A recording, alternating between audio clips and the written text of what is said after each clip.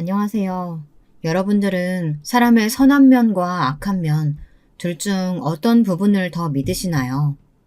저는 사실 후자를 믿는 편이었는데요. 어쩌면 제가 그간 당해왔던 시집살이, 지독했던 고부 갈등, 하다못해 친정 가족들과도 그리 좋지 못했던 관계가 저의 그런 믿음을 형성하는 데 기여한 것 같습니다. 오늘은 여러분들의 조언이 필요합니다. 제 이야기를 들어주시겠어요? 저는 자라면서부터 늘 부모님과 마찰이 있었어요. 집안 내에서는 억울한 위치였습니다. 일단 저희 위로 있던 친오빠 2명이 모두 알아주는 수재였고, 저희 부모님은 전형적인 엘리트 코스를 밟아오신 분들입니다. 2분 다 좋은 집안에서 자라 명문대를 나왔고 박사 학위까지 가지고 계셨죠. 그 시절에 박사 학위까지 가지고 계실 정도라면 어느 정도로 학구열이 높은 집안일지 상상이 되실 거라고 믿습니다. 어렸을 적엔 전 그런 부모님이 자랑스럽기만 했어요. 그런데 커가면서 오빠들과 비교가 되다 보니 위축되는 아이로 크게 되더군요. 나중에는 부모님들도 저를 포기했습니다. 저희 친오빠들에게만 전적으로 지원을 아끼지 않으셨습니다. 저는 그냥 설거지하고 청소하고 오빠들 간식거리 사다 주는 그 정도 존재에 그쳤죠. 제가 어느 날 미술 공부를 하고 싶다고 하니 어머니는 이렇게 말씀하시더라고요. 넌 이미 우리 인생의 실패작이야. 내가 너한테 직접 이 말 하지 않았던 건 너가 공부 쪽으로는 단념했다고 믿어서다.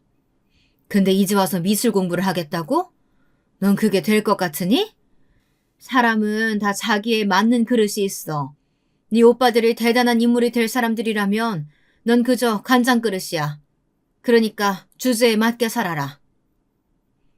그러면서 이미 어머니는 자신이 저에게 얼마나 실망을 하고 살았는지 줄줄 읊으시는데 울기 싫었지만 그날은 베개에 얼굴을 파묻고 미친 듯이 오열했습니다.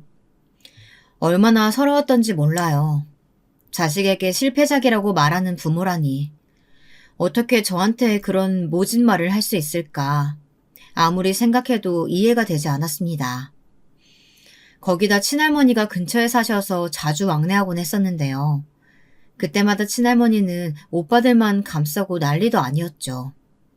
우리 집안의 기둥이라고 하시면서 저 몰래 용돈을 주고 가는 일이 허다했습니다. 저는 감히 요구할 생각도 못했어요. 어린 나이라 그럴 법도 한데 애초에 그런 말을 할 용기조차 없었어요. 더군다나 친할머니가 다녀간 날엔 어머니나 아버지가 절 보시던 눈빛, 그 눈빛 때문에 마음이 무척이나 괴로웠습니다.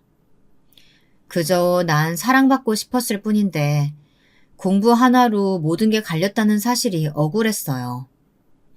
그때부터 제 방황은 시작되었습니다. 저는 소위 양아치 무리들과 어울려 다니며 담배를 폈고 가끔은 어머니 아버지 돈을 훔치기도 했습니다. 그때는 그게 참 묘한 쾌감이 있었어요. 어차피 받지 못할 사랑이라면 이렇게라도 해서 관심을 끌고 싶었던 건지. 저는 매번 눈물 쏙 빠지게 혼이 나면서도 양아치 흉내를 냈습니다.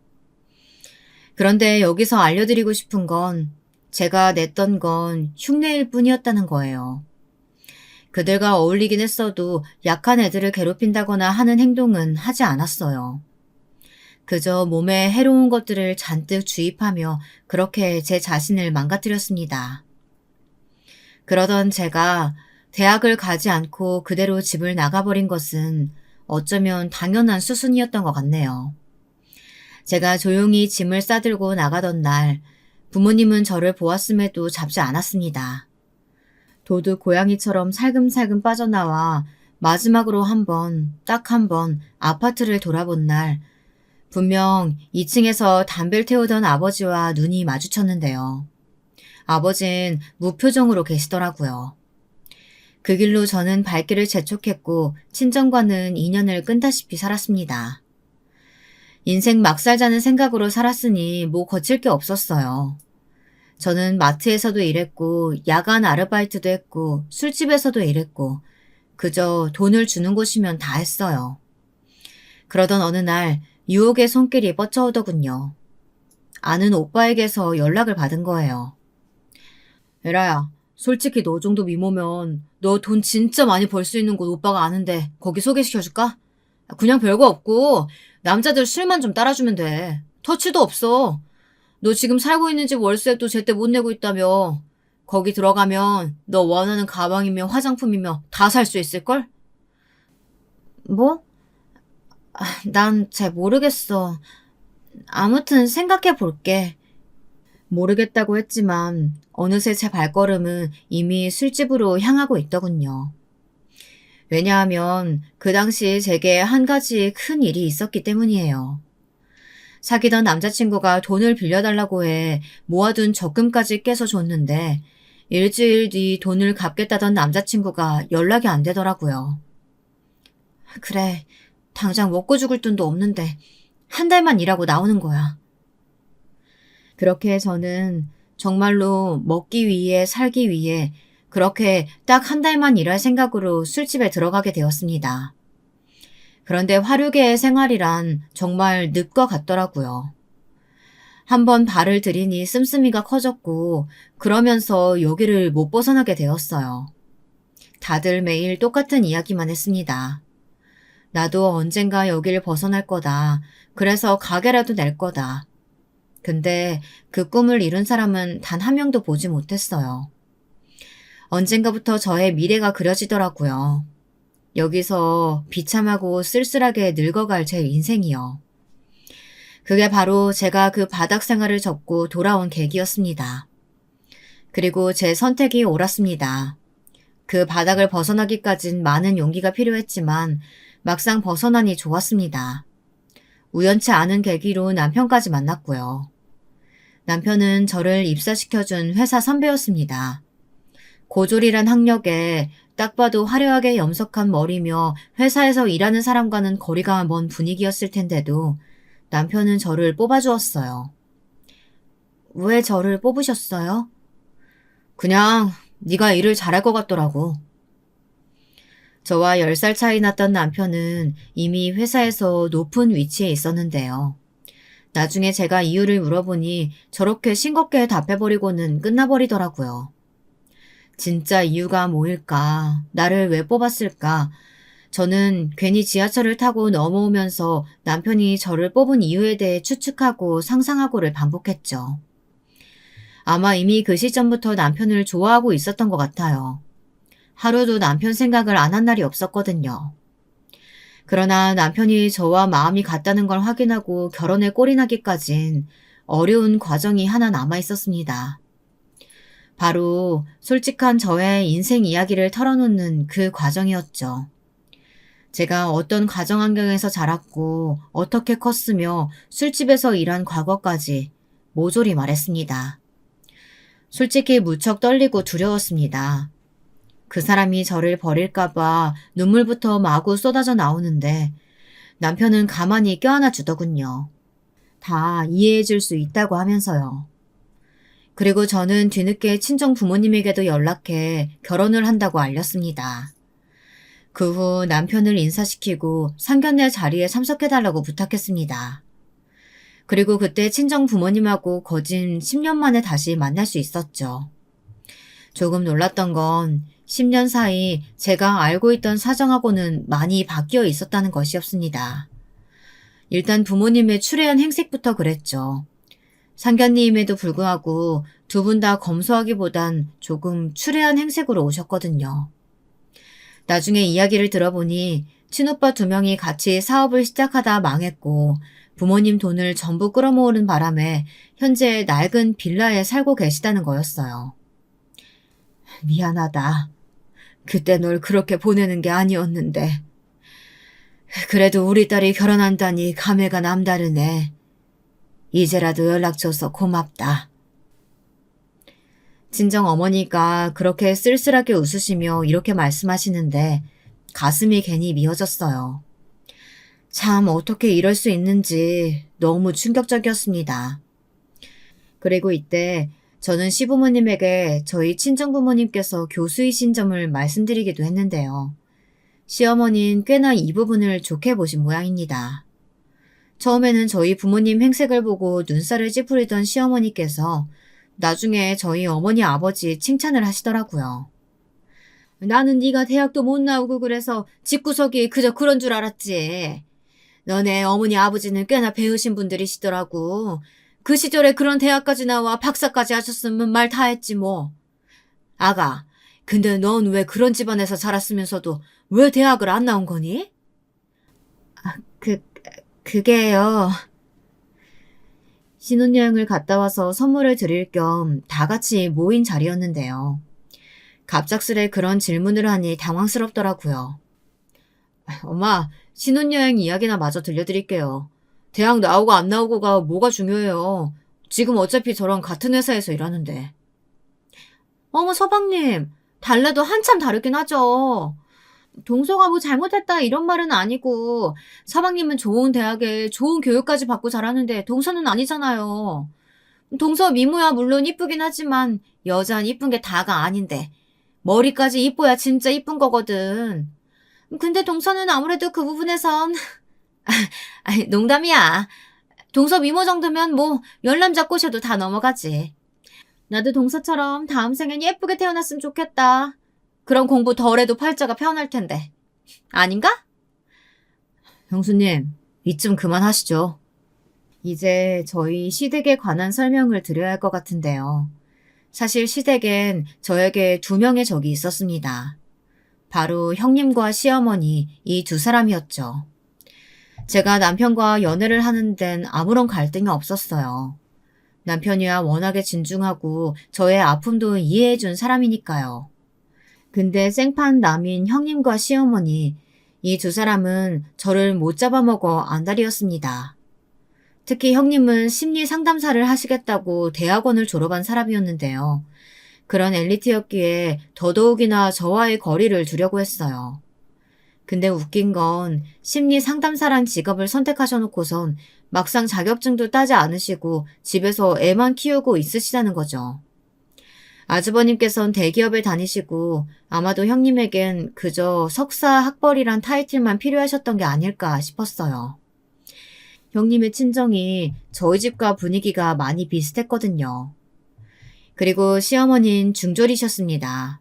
집안이 원체 가난해 대학에 갈 생각은 꿈도 못 꿨다 하시더군요. 농사일이나 평생 하며 사실 줄 알았다고 합니다. 그러다 시아버지를 만나 인생이 좀 풀리게 된 케이스이고요. 근데 이상하게도 잘 사는 집안의 시아버지를 만난 이후론 그렇게 사치를 하시고 소위 잘 나가는 사모님 흉내를 내셨다고 합니다. 연애 시절 저는 남편 이야기를 들으며 시어머니의 성격에 대해 충분히 짐작할 수 있었습니다. 아주버님과 형님에 대해서도 알 수 있었죠. 근데 막상 제가 부딪히고 체감하니 또 다르더라고요. 특히 형님이요. 허세라고 하죠. 자신을 부풀리는 정도가 심했습니다. 제가 임신 소식을 알게 되고 시댁에 전한 날이었는데요. 저는 그날 축하가 아닌 이상한 말만 잔뜩 듣고 와 신경이 날카로워져 버렸습니다. 동서, 내가 임신했다니까 팁 하나 알려줄게. 이게 좋은 태교인데 동서 잘 때 있지? 영어 동화책 그걸 꼭 소리내서 읽어. 그래야 애한테 좋은 영향 가니까. 물론 애는 서방님 머리 닮았겠지만 혹시 모르잖아. 형님, 제 아이니까 제가 알아서 할게요. 그리고 저는 태교 그런 식으로 하는 게 아이한테 실제로 도움될 거라고 생각 안 해요. 뭐? 동서 아직 뭘 모르네. 우리 지석이 봐봐. 애가 지금 전교 1등이야, 전교 1등. 보는 과목마다 거의 하나 아니면 그 밑으로는 틀려오지도 않아. 이게 내가 다 직접 가르쳐가면서 애쓴 공이지. 동서도 나한테 많이 배워둬야 돼. 형님은 제가 임신으로 축하받아야 할 날에도 자기 자식 자랑에 푹 빠져 있었습니다. 남편에게 듣기론 지석이가 학원을 너무 많이 다니느라 형님네 형편이 조금 어렵다고 알고 있었거든요. 아주버님이 잘 버는 편인데도요. 근데 자신이 직접 가르쳤다느니 그러며 뻔한 거짓말을 치고 있더라고요. 거기에 시어머니는 한 말씀 덧붙이셨죠. 그래, 네 형님 말 틀린 거 하나 없다. 나도 우리 손주한테 내 아들 유전자만 쏙 들어갔으면 좋았을 텐데 엄마 유전자까지 애가 물려받으면 큰일이니까 지금부터라도 교육에 힘쓰라고. 명문대 나온 네 형님 말 꼭 들어. 들어서 손해볼 거 없어. 알았지? 엄마 유전자.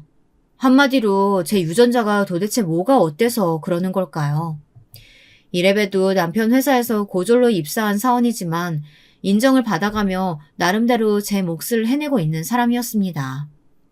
월급은 비록 작지만 몇 년째 근속하고 있는 회사였어요.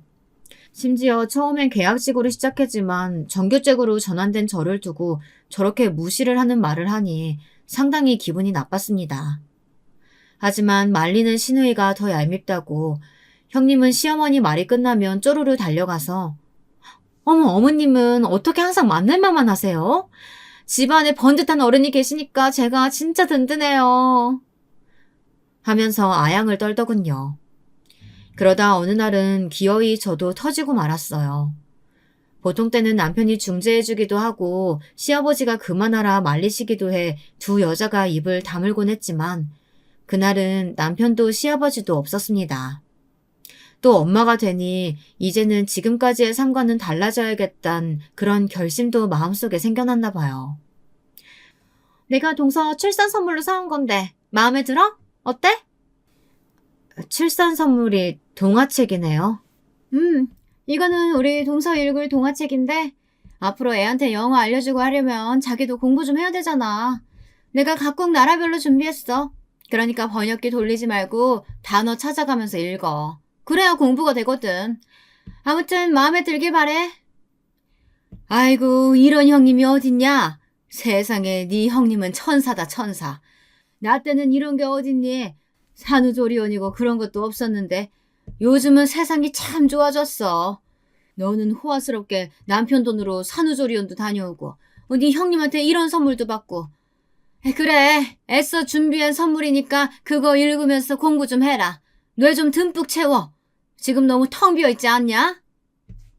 여러분도 아시겠지만 보통 출산 선물은 수유용품이나 아기 화장품 같은 것들이잖아요. 어처구니가 없더라고요.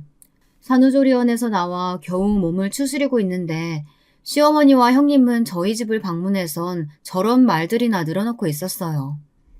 그리고 거기서 저는 참지 못하고 왁 터뜨려 버렸습니다. 너무나 화가 나더라고요.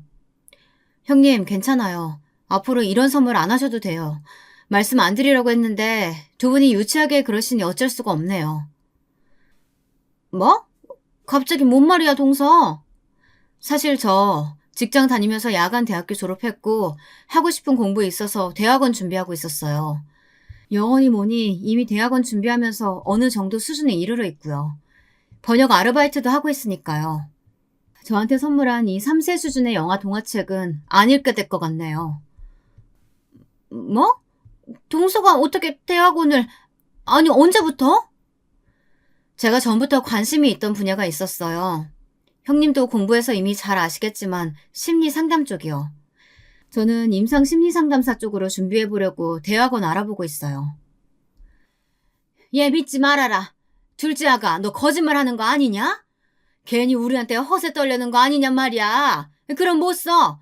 아무리 자기 처지가 못났어도 어른 두고 거짓말하는 거 아니야.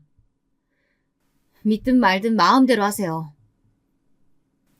그날 저의 당당한 표정, 당당한 태도에 형님과 시어머니 둘 다 꿀먹은 벙어리가 되었는데요. 저는 속으로 제 승리를 자축했습니다. 결국 백문이 불여일견이라는 말이 맞았습니다.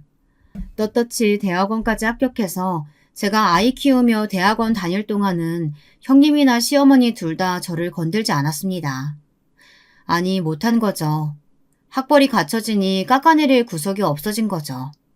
얼마나 통쾌하던지 기분이 좋아 절로 콧노래가 흘러나오더라고요. 가기 싫던 명절날도 더 이상 힘들지 않았습니다. 특히 시아버지께선 저의 새로운 출발을 응원한다며 노트북도 사주셨어요. 남편도 옆에서 잘할 수 있다고 많이 응원해 주었죠. 무엇보다 저희 친정부모님, 저에게 애증의 대상이었던 그분들이 직접 전화를 주셔 응원한다고 말씀해 주신 게 이상하게 힘이 났답니다. 그리고 대학원을 다니며 제가 하고 싶은 마음 공부를 하게 되자 한층 더 삶이 깊어지고 풍부해진 느낌이었답니다. 늘 불행을 쫓으며 안달복달하며 달려온 삶이었는데 남편을 만나고 아이를 가지고 원하던 공부를 하고 이제야 제가 인생의 방황을 멈추고 원하던 것에 다다른 느낌이었습니다. 시댁만 아니라면요. 시댁은 제가 심리 상담사로 일을 시작하게 되자 제 학벌로는 깎아내리지 못했지만 다른 걸로 구실을 잡기 시작했어요. 바로 저희 아이였어요. 정말 유치하죠. 형님이 슬슬 말을 트더라고요. 동서, 내가 말을 안 하려고 했는데 지연이가 좀 느린 것 같지 않아? 한글 떼는 것도 느리고 저번에 물어보니까 학교에서 받아쓰기 하나도 100점 못 맞는다며? 어쩜 좋니? 동서 많이 걱정되겠다. 지연이 같은 애가 중학교 가면 문제가 많이 될 텐데 따라가지도 못할 거라고. 형님 죄송한데요. 그게 왜 문제인가요? 문제가 아닌 걸 문제로 만드시는 형님이 정말 문제네요. 받아쓰기 100점 못 맞으면 어때요? 저희 딸 누구보다 심성 착하고 다른 사람 도울 줄 알고 어른 공경할 줄 아는 애예요. 그럼 됐죠. 저희 부부 가치관은 이래요. 그러니 더 이상 애가 발달이 느리다더니 하는 이유로 깎아내리지 마세요. 아, 제수씨, 뭘 그렇게 예민하게 반응하고 그래요. 우리 와이프가 똑부러지게 한마디 한 건데. 혹시 제수씨 자격지심 있으신가? 자격지심은 형님이 있으시겠죠. 하고 덧붙이려다 참았습니다. 여기서 형님에 대해 한 가지 말하자면요. 형님은 모든 다른 사람과 비교하며 경쟁심을 느끼는 사람이었습니다. 저보고 내가 비어있는 여자라고 비난하더니 제가 형님과 똑같이 대학원에 다니자 이제는 제 아이라도 잡고 비난하려는 거였고요. 누가 봐도 명백한데 본인만 인정하지 않을 뿐이었어요. 그런데 거기다 아주버님까지 가세하자 상황이 더 역하게 흘러갔죠. 제수씨, 우리 와이프가 손윗 사람인데 어쨌건 예의 좀 갖춰야 하지 않겠어요? 그렇게 안 봤는데 말투가 좀 그러네. 어떤 부분을 말씀하시는 건지 모르겠네요. 저는 형님에게 예의 갖춰서 말하고 있어요. 아니, 우리 와이프가 지연이 걱정돼서 하는 말인데 너무 적대적으로 받아치잖아요. 솔직히 지연이가 뭐 보면 뛰어나게 예쁘지도 않고 뭐 공부도 그저 그렇고 우리 와이프로선 걱정돼서 한 말인데요. 뭐라고요? 그게 지금 애한테 하실 말씀이세요? 아주버님의 말을 듣고 있느라면 형님의 무슨 1+1 버전 같았습니다. 한마디로 말하면 똑같은 성향의 사람이 만나 다른 사람 괴롭히는 것으로 쾌락을 느끼는 사람들이었어요. 형, 그만 못해? 아니 지금 이게 무슨 소란이야? 여보, 형이 당신한테 형, 그만 못해? 아니 지금 이게 무슨 소란이야? 여보, 형이 당신한테 뭐라고 했어? 나 제대로 못 들었는데 당신 지금 형수님이랑 형한테 한 소리 들은 거 맞지? 잠시 담배를 사러 나갔다 온 남편이 굳어있는 제 표정을 보고 바로 상황을 짐작해서 제 편을 들었지만 결국 시어머니의 성화로 끝이 나고 말았습니다. 아주 어중간하게 저만 잔뜩 상처를 받은 채로 말이죠. 그 후 시댁엔 당분간 발을 들이지 않아야겠다 생각했습니다. 저는 그렇다 쳐도 아이가 혹여나 이런 말을 듣고 받을 상처가 걱정이 되었거든요. 어린애 앞이라 해도 입을 가리지 못하는 양반들이니 그렇게 하고 싶었습니다. 남편은 그것을 시부모님에게 통보해버렸고요. 뭐? 아니, 우리랑 당분간 만나지 않겠다고? 어쩜 이럴 수가 있냐? 이거 둘째 며느라가 생각이지? 엄마, 더 이상 이 사람 괴롭히지 마세요. 끊을게요. 시어머니는 오만 난리를 치셨지만 남편이 단호하게 나가니 아무 말 하지 못했습니다. 게다가 아주버님과 형님의 막무가내식 헐뜯기 대상은 제가 아닌 다른 대상에게로 옮겨지기도 했어요. 남편이었는데요. 남편이 원래 다니던 회사에서 다른 곳으로 이직을 했는데 그 회사가 별로라며 그렇게 뒷담화를 하는 겁니다. 형님이 베란다에서 하도 시끄럽게 통화하길래 듣고 말았죠. 너도 알지? 내가 말했잖아. 우리 서방님. 그래, 좋은 대학 나와서 이상한 여자 만나서 데리고 들어오더니 이번엔 무슨 자기가 사업을 배우겠다고 스타트업 회사에 들어갔는데 아주 부부가 쌍으로 웃어 죽겠다니까. 코미디야, 코미디. 형님. 나중에 저를 발견한 형님이 소스라치게 놀라 어디까지 들었냐며 묻는데 저는 순간 머리채를 잡아뜯고 싶은 충동을 느꼈답니다. 어떻게 사람이 저리 악독할 수 있을지 뇌를 뜯어보고 싶더라고요. 물론 여기서 그치지 않고 형님의 질투와 시기는 점점 더 심해져 갔어요. 저희 남편이 회사를 나와 한 사업이 잘 되었는데 그걸 가지고 또 뭐라고 하는 겁니다. 제가 조금이라도 좋은 가방을 들고 오면 어머 동서 사치하는 거야? 서방님이 힘들게 번 돈일 텐데 서방님 생각 좀 해야지 하며 친척 어른들 다 있는 앞에서 한마디를 하기도 했어요. 제 얼굴이 괜히 붉어지게요. 당시 아주버님이 자신이 다니던 회사에서 뚜렷한 실적을 내지 못해 권고사직을 당했다고 들었는데요. 그래서인지 누구든 헐뜯고 싶어하는 마음이 더 드러나더군요. 정말 다행스러운 건 여기엔 시어머니가 동조하지 않으셨죠. 사실 몇 달 전 시댁과 다시 연락을 하게 된 계기가 생겼는데요.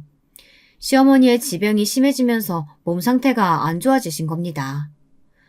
워낙 못된 말도 많이 하시고 형님과 같이 시집살이를 시켰던 분인데도 하얗게 센 머리로 중얼중얼 혼잣말 하시고 혼자 울고 있는 걸 보니 안쓰러운 마음이 들더라고요. 왜냐면 시아버지가 갑작스레 돌아가시게 되었는데 그때 시아버지 장례를 치르고 홀로 되신 이후 저에게 의지하고 싶어 하시는 것 같은 게 은연중에 보였어요. 네 형님은 바쁘다고 하더라. 밥 한 번 먹기도 힘들다고. 애 학원 데리러 가야 한다고 하니. 고맙구나. 밥 먹으러 와줘서. 그 모습이 좀 안 돼서 저랑 남편이 같이 저녁을 먹으러 잠깐 시댁에 들렀는데 그 1시간이란 짧은 시간 동안에도 시어머니는 고맙단 말을 수도 없이 반복하시더군요. 고맙다. 정말 고마워.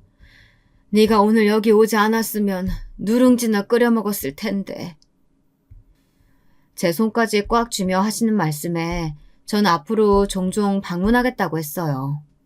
그러면서 제가 몇 번 시어머니 병원을 데리고 다녔었거든요. 어머닌 자신을 방치한 형님과는 달리 그렇게나 미워했던 며느리가 자신을 살뜰히 챙기는 게 놀라웠던지 그 이후로부턴 구태여 저를 괴롭히지 않으셨어요. 오히려 챙겨주시기까지 했죠. 다만 형님은 이 꼴이 보기 싫으셨나 봐요. 자존심에 더더욱 바락바락 이를 갈더라고요.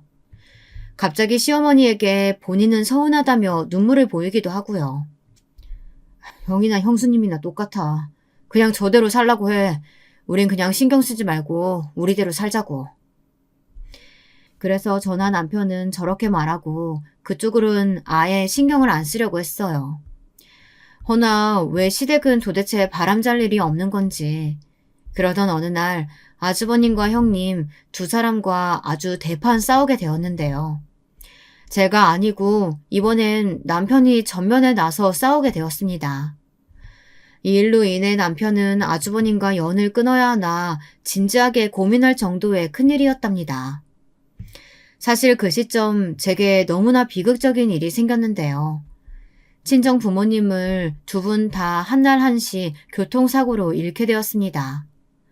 20대가 운전한 음주운전 차량이었다고 합니다. 전 그 소식에 장례식 내내 정신을 못 차렸고 친오빠들로 인해 골치도 아팠어요. 친오빠들은 어머니나 아버지가 돌아가신 게 슬픈 게 아니라 그냥 돈 대줄 사람이 없으니 상심에 빠져 보였습니다. 심지어 장례식 끝나고 저에게 와서는 지그시 묻더라고요. 혹시 돈 빌려줄 수 없겠냐고요. 그 말에 전 친오빠들의 뺨을 치며 그랬습니다. 오빠들 제발 적당히 좀 해. 오빠들 때문에 엄마 아빠가 힘들어했던 거 몰라? 정말 모른다고 할 수 있어? 엄마 아빠 이제 영영 못 번다고. 콩가루 지방과 다를 게 없었어요. 친오빠들은 그 말을 듣고도 그럼 자기 돈은 이제 누가 대주냐며 아직도 갚아야 할 빚이 산더미라고 하더군요. 평소 오빠들의 빚 문제로 고민이 깊으셨던 부모님 얼굴이 떠오르니 마음이 참 안 좋았습니다. 그 후 상실감에 우울감에 집안에서 아이 케어도 못한 채 꼼짝도 못하고 누워만 있었는데요. 갑자기 그때 형님으로부터 연락이 온 겁니다. 저기 동서가 마음 어려운 건 알겠는데 나도 지금 상황이 여의치가 않아. 어머님 병원을 내가 모시러 가야 되는데 그 일도 시간 없고 나도 우리 지석이 때문에 좀 바쁜 게 아니라고. 미안한데 동서가 해줄 수는 없겠어? 친정 집안 문제만으로도 머리가 시끌거리는데 거기에 이어 시어머니 시중 들라는 말을 대놓고 하시니 정말 머리가 깨질 것 같더군요. 그래서 형님에게 저는 못한다고 말하고 전화를 끊었습니다. 근데 제 전화에 열이 받은 건지 바로 전화가 와서는 왜 못하는 거냐며 갑자기 묻지도 않은 자기 사정을 쭉 늘어놓는 거예요. 거기엔 시어머니 험담도 포함이 되어 있었죠. 동서, 내 말 못 알아들었어? 나도 지금 아주 정신없어 죽겠다고. 우리 그이 요즘 사업한다고 바빠. 나 애 키우는 것도 힘든데 그것까지 도와주러 다녀야 한다고. 동서가 해줘. 노인네 수발 드는 게 보통 일도 아니고. 난 그런 짓거리 못해. 그래서 제가 기가 차 안 되겠다고 하며 전화를 끊어버리자 이번엔 형님과 아주버님 두 분이 같이 오셨더라고요.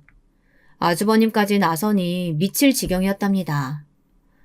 아니 재수씨, 제가 부탁드릴게요. 재수씨가 좀 해줘요.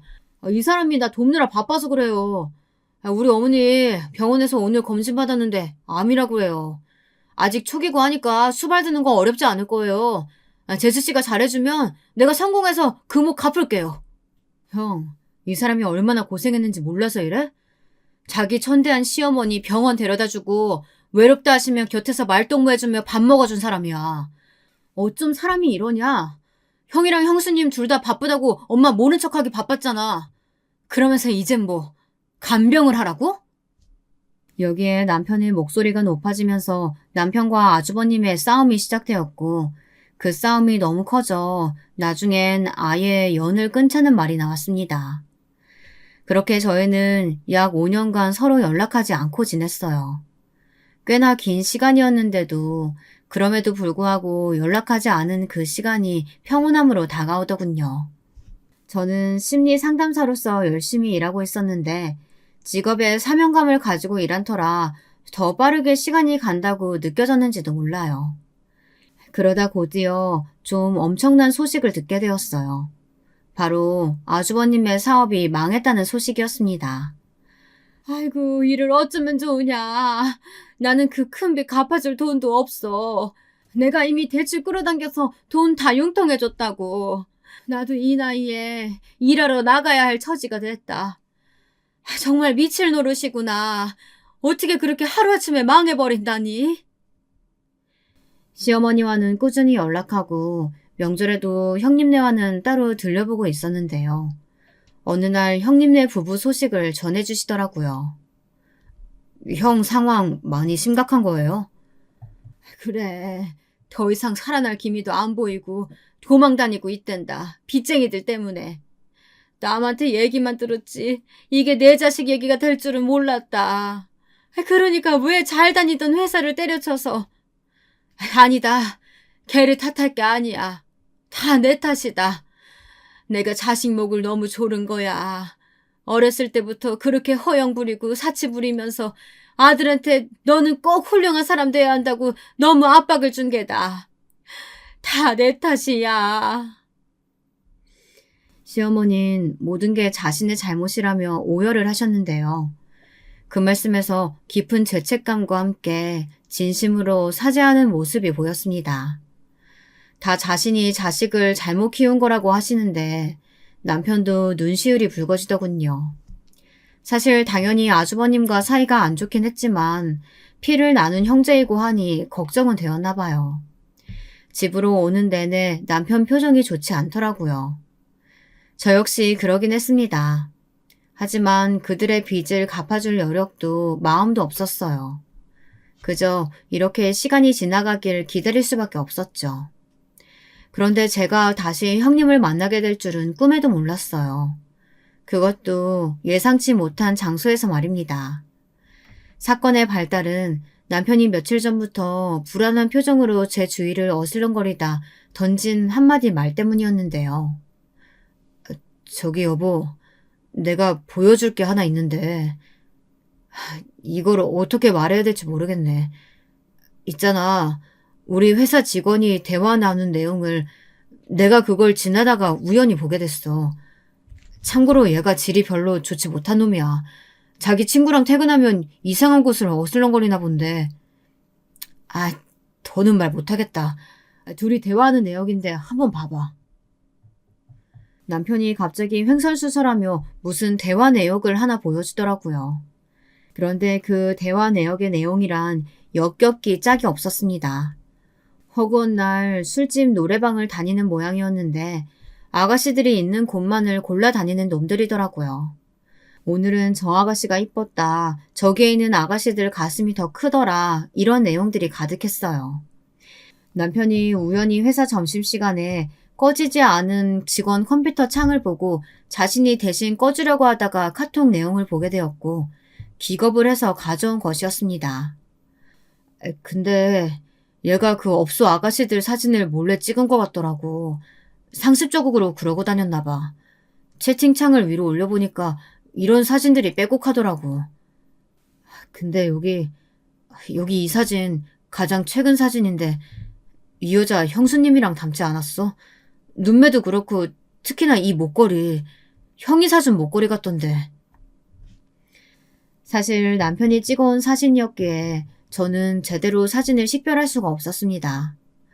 근데 남편은 자신의 두 눈으로 확인했으니 더 잘 알아볼 수 있었겠죠.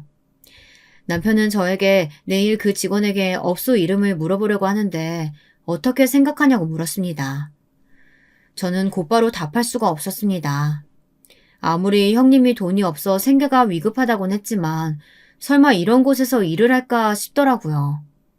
가뜩이나 아이도 있는 애엄마잖아요. 저는 일단 남편에게 업소 이름을 알아오라고 했어요. 그리고 아무래도 이건 제가 직접 두 눈으로 확인해야겠다 싶었습니다. 다음날 남편은 제게 전화로 업소 이름을 알려주었어요. 로즈 노래방? 알겠어. 지아라고? 내가 확인해보고 연락 줄게. 형님으로 추정되는 여자가 일한다는 노래방으로 가는 내내 가슴이 괜히 콩닥콩닥 뛰었습니다. 설마 아닐 거야 하는 마음도 있었어요. 제게 누구보다 모질게 가혹하게 대하셨던 분이 바로 형님이잖아요. 자존심 많고 컴플렉스 많은 사람. 자기가 명문대 나왔다고 그렇게 저를 무시해대던 사람. 그런 사람이 그런 바닥까지 떨어졌을까 싶었죠. 그리고 이 모든 생각은 노래방에 도착하자마자 조용히 거품 꺼지듯 사라졌습니다. 형님이 일한다는 곳은 화려한 주점도 아니었고 먼지가 잔뜩 낀 간판의 노래방이었습니다. 저는 아가씨들이 출근할 늦은 시각 가게 안으로 들어갔는데요. 카운터 쪽에 형님의 이름을 물으려다 마음을 추스르기 위해 일단 화장실로 들어갔어요. 그리고 거기서 마주치고야 말았습니다. 어머나 세상에. 동서. 형님은 차마 숨길 겨를도 없었는지 저를 부르며 털썩 주저앉았습니다. 아주 짙은 화장에 짧은 원피스를 입은 형님의 모습은 낯설기 그지 없었어요. 그럼에도 진한 마스카라 사이에서 흘러나오는 눈물을 보니 형님이 맞았습니다. 저는 한숨을 푹 쉬고 잠시 이야기를 나누자 했어요. 근데 갑자기 형님이 저를 붙잡더니 주저앉은 그 자세를 고쳐앉아 무릎을 꿇는 겁니다. 동서, 우리 남편도 알아? 우리 남편은 모르지? 남편한테 절대 말하지 마. 내가 부탁할게. 간절하게 떨리는 목소리에 저는 당황스러울 수밖에 없었어요. 있잖아. 나이도 많아서 다른 데는 가지도 못해. 근데 여기가 돈도 제일 많이 주고 우리 애 때문이라도 여기서 일할 수밖에 없어. 동서, 내 사정 좀 봐줘. 부탁할게. 내가 동서한테 심하게 대했던 거 다 미안해. 내가 잘못했어. 그러니까 우리 남편한테 말하지 말아주라. 그냥 못 본 척 해줘. 부탁할게. 형님, 알았으니까 일단 일어나세요. 얼른요. 바닥 더러워요. 어떻게든 형님을 일으켜 세우려고 했지만 형님은 비느라 여념이 없었습니다. 겨우겨우 형님을 끌고 밖으로 나와 일이 끝날 때까지 기다리겠다고 말한 후 동이 틀 때쯤에서야 형님을 데리고 해장국집으로 갔어요. 처음엔 지친 얼굴로 해장국을 한술 뜨던 형님이 이내 배가 고팠는지 허겁지겁 국물을 들이키더군요. 그리고선 멋쩍은 듯 제게 사이다도 하나 시켜도 되냐고 묻더군요. 이모, 여기 사이다 하나 콜라 하나 주세요. 고마워, 동서. 참, 이런 신세로 동서 앞에 나타나다니 참 부끄럽고 그렇다. 아까는 경황이 없어서 제대로 이야기 못했는데 동서도 들었겠지만 우리 그 일 사업 망했어. 그리고 나 여기저기 일자리 찾으러 다녔었어. 근데 나이도 많지 경력도 단절됐지 받아주는 곳이 없더라고. 대학원 나왔지만 자격증이 없어서 상담사로 일할 수도 없고. 진즉에 자격증을 따놓을 걸. 남들 대학원 나오고 힘들게 자격증 딸 때 학벌 얻었으니 됐다고 혼자 으스댔었는데 그게 너무 후회되더라. 그땐 그렇게 힘들게 사는 사람들 비웃었었는데 이젠 그 사람들이 나를 비웃겠지. 간간히 어머님께 들었어. 동서 상담사로 열심히 일하고 있다고. 최근에는 개인 상담소까지 차렸다며? 그 얘기 듣는데 정말 부럽고 멋지더라. 나도 동서처럼, 아니 동서의 반만이라도 따라갔으면 지금 이 센세가 되진 않았을 텐데. 우습겠지만 이렇게 바닥치고 나니까 동서 생각이 많이 났어. 그간 내가 동서에게 했던 막말들, 진상 행동들 다 내 자격지심에서 온 거였어. 내가 못나고 가진 게 없으니까 괜히 잘나가는 동서 깎아내리고 싶었던 거야. 새삼 그걸 깨닫고 나니까 내 스스로가 너무 초라하더라. 나는 왜 이렇게 살 수밖에 없었을까? 같은 사람이고 같은 인생인데. 늦었겠지만 너무 미안했어, 동서. 반성하고 있다고 말해봤자 지난 상처가 지워지진 않겠지만 그래도 너무 미안해. 형님이 마음에서 우러나오는 말을 듣고 있자니 저는 그간 형님이 제게 했던 행동들이 떠오르는 것이 아니라 형님이란 사람 자체를 다시 보게 되었습니다. 저도 마음 한구석 형님이 안 되길 바라며 늘 원망하는 심정으로 지냈었는데 막상 제게 이렇게 용서를 구하는 형님을 보니 그것이 부질없었다는 생각이 들더라고요. 왜냐하면 바닥에 떨어진 형님의 모습을 보니 한 가지가 명확해졌거든요. 제가 형님이 정말 망하기만을 바라진 않았다는 것을요. 그게 별로 그리 썩 통쾌하지도 않았고 개운해지지도 않았어요. 저는 사람들의 마음을 치료하는 상담사로서 수많은 내담자들의 상처를 다루었고 그럼으로써 제 어린 시절도 들여다보았습니다. 방황할 수밖에 없었던 양육 환경, 그로 인해 생긴 마음의 결핍, 고통, 그 모든 것들이 치유되지 못한 채로 머물러 있으니 저는 집을 뛰쳐나올 수밖에 없었고 부모와도 연을 끊을 수밖에 없었답니다. 하지만 남편이 있었기에 인생을 바로 세울 수 있었고 따뜻한 가정도 만들 수 있었어요. 어쩌면 형님에게도 자신만의 인생사가 있었겠죠. 물론 상처가 있다고 해서 다른 사람에게 함부로 굴 권리는 그 사람에게는 없겠지만 형님은 제게 진심으로 사과를 하고 있었습니다. 자신의 자격지심을 최소한 인정하고 있었죠. 저는 형님에게 아주버님에게 말하지 않겠다는 약속, 그 약속을 지키겠다고 말하곤 집으로 돌아왔습니다. 그리고 혼자 생각에 빠졌어요. 그러다 어느 정도 마음을 가다듬은 후 남편과 대화를 나누게 되었답니다. 그래, 그랬구나. 역시 그럼 지석이는 어떻게 지내고 있대? 노래방 아르바이트 저녁에 하니까 낮에는 지석이랑 지내다 밤에는 그쪽을 일을 가시나 봐. 근데 지석이도 적응 못하고 많이 힘들어한다고 하더라고. 남편도 조금은 괴로운 것 같은 얼굴이었습니다. 그때 저는 조심스레 생각해오던 것을 말했어요. 우리가 형님 부부를 도와주는 게 어떻겠냐고요. 지금 돕지 않으면 나중에 후회할 것 같다는 심정도 함께 말했죠. 답답해 보이실진 모르겠지만 이게 제 솔직한 심정이었습니다. 당신 오래 생각하고 말하는 거지. 후회 안 할 수 있어? 남편은 제 눈을 똑바로 쳐다보며 그렇게 묻더군요. 저는 고개를 끄덕였고 다음날 형님을 찾아갔습니다. 이번엔 먼저 연락을 하고 만났는데요. 형님은 여전히 지치고 초라한 얼굴이었습니다. 저에게 차라도 대접해야겠다며 집으로 가자고 하더군요. 형님이 최근에 이사한 작은 빌라는 사실 여건이 너무 열악한 반지하 방이었어요. 그 안에서 해맑게 웃는 지석이를 보니 마음이 안 좋더군요. 저는 조용히 형님에게 저희 부부의 뜻을 전달했어요. 형님은 이 말을 듣곤 믿을 수 없다는 얼굴로 고개를 떨구더군요. 빚을 다 갚을 수 있는 돈은 아니지만 이거라도 있으시면 생활하시는 데 도움 될 거예요. 잘 써주세요, 형님. 지석이 생각해서 드리는 돈이에요. 지석이는 저를 잘 따랐잖아요. 동서, 뭐라고 말해야 할지 모르겠네. 나는 정말 상상도 못해서 내가 동서한테 그간 어떻게 대했는데 염치 없이 이걸 받을 수 있을지 정말 모르겠어. 형님, 지난날은 다 용서했어요. 형님은 알겠다고 고개를 주워거렸습니다. 그리고는 어떻게 해서든지 이 돈은 꼭 갚겠다고 하더군요. 돈은 받을 생각으로 준 게 아니었기 때문에 돌려받지 못한다고 해도 괜찮았습니다.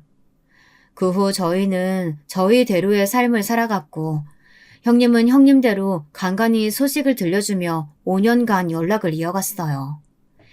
노래방 도우미는 저희 부부에게 돈을 받고 난 후 그만둘 수 있게 되었다고 합니다. 대신 그 시간에 다른 일거리를 찾으셨다고 하더군요. 꽤 큰 순댓국 식당에서 일하게 되었는데 직원 할인을 받는다며 저희 집으로 순댓국을 종종 보내오시기도 했습니다. 하지만 여기서부터가 제 사연의 하이라이트라고 할 수 있어요. 그렇게 형님과 연락을 하고 지내던 무렵 점점 형님네 사정이 좋아진다는 소식을 듣게 되었습니다. 그로부터 3년 후 형님은 드디어 이사를 가게 되었다며 저희 부부를 집들이에 초대했더라고요. 저는 남편과 함께 기쁜 마음으로 집들이에 갔습니다. 아주버님이 평소 좋아하시던 와인과 형님이 좋아하는 과일 세트, 지석이 선물까지 사들고요. 확실히 형편이 많이 피신 건지 이사한 오피스텔형 아파트는 굉장히 깔끔하고 좋아 보였습니다. 역시 아주버님 잘 일어나셨나 보네요. 다행이에요. 아니야. 아직 멀긴 했는데 그래도 우리 가족들이 있으니까 이만큼 올 수 있었지. 특히 우리 동서 고마워. 분위기가 무르익으며 형님 부부에겐 너무 잘 됐다는 식의 인사까지 했는데요. 그때부터 아주버님과 형님이 묘하게 싱긋 웃더니만 갑자기 요즘 사업이 어떻게 풀리고 있는지 이야기를 시작하더라고요. 그러면서 새롭게 구상하고 있는 사업에 투자금이 필요하다고 은근슬쩍 돈 이야기로 화제를 돌리더군요. 좀 난감했습니다. 사실 남편 일도 잘 풀리고 있긴 하나 저희도 아이 키우는 비용이며 노후 대책 비용이며 생각할 부분들이 많잖아요. 이건 이랑 한번 의논해보고 말씀드릴게요. 그래요. 나도 아직 수중에 융통할 수 있는 돈이 많지 않으니까 형이 말한 금액은 생각해봐야 할 것 같아. 그런데 갑자기 이 말에 형님의 얼굴이 묘하게 식더군요. 느낌이 쎄했습니다. 형님은 억지로 웃음을 지으며 슬슬 일어나자는 말을 했고 그렇게 마무리가 되었습니다. 집에 와서도 역시나 그 말에 기분이 나빴나 하는 생각이 들더라고요. 신경이 쓰여 잠이 안 올 정도였는데요.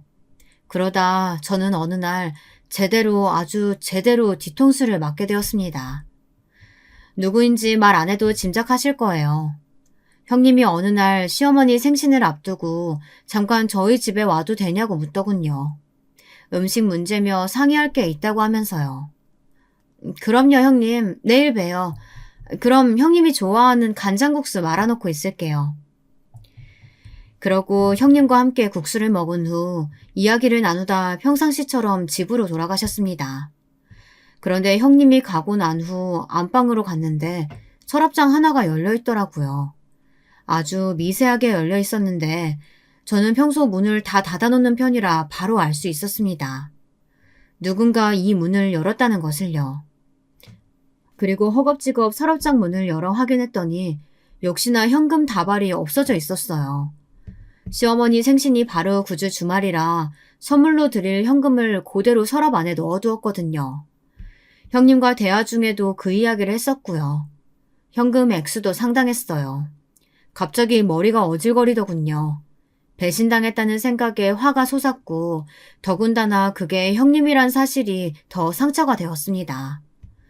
저는 당장 형님에게 전화해 돈의 행방을 물었습니다. 뭐 동서? 지금 그 돈을 내가 가져갔다는 거야? 참 사람 구질하네. 아니 내가 그 돈을 왜 가져가? 형님 솔직히 말씀하세요. 다 알고 있어요. 거기 돈 넣어놓은 거 말한 사람 형님밖에 없고 이 집에 드나든 외부인도 형님밖에 없다고요. 어머 증거 있어? 증거도 없으면서 지랄은? 야, 너 내가 못 산다고 네 돈까지 훔칠 정도로 모자라 보이니? 누구를 도둑으로 몰아가? 귀찮게 하지 말고 끊어. 이런 전화 불쾌하니까 걸지 말고. 정말 제대로 열이 받았습니다. 그간 형님의 사정을 봐주고 생계비까지 건네며 손을 잡아주었더니 정말이지 천지가 개벽할 일이었어요. 사람에게서 받은 상처는 쉽게 치유되지 않잖아요. 밤잠을 설칠 정도로 화가 나더군요. 솔직히 그날 이후 많은 고민에 시달리고 있어요. 시어머니 생신도 다가오는데 지금 어떻게 이 일을 처리해야 할까 많은 고민이 됩니다. 인생 선배들의 조언 부탁드립니다. 제가 어떻게 해야 현명하게 대처했다고 볼 수 있을까요? 안녕하세요.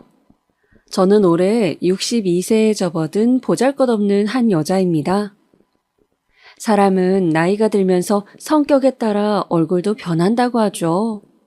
요즘 거울에 비친 제 모습을 보면 제가 보기에도 심술과 욕심이 그득그득하네요. 한 번 사는 인생 좀 착하게 살았어야 하는데 저도 제가 왜 그렇게 살았는지 모르겠습니다. 저는 정말 후회되는 삶을 살았어요. 천벌을 받아도 마땅할 정도로 나쁜 사람이었죠. 한평생을 그렇게 살아왔으니 어쩌면 앞으로도 선해지는 건 불가능할지도 모르겠네요.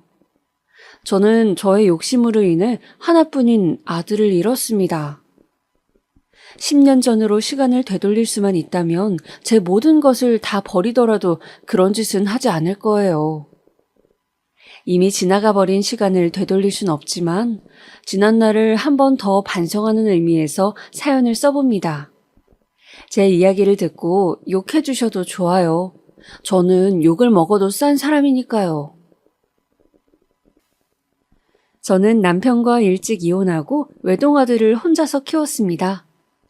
남편과는 성격 차이로 이혼을 했는데요.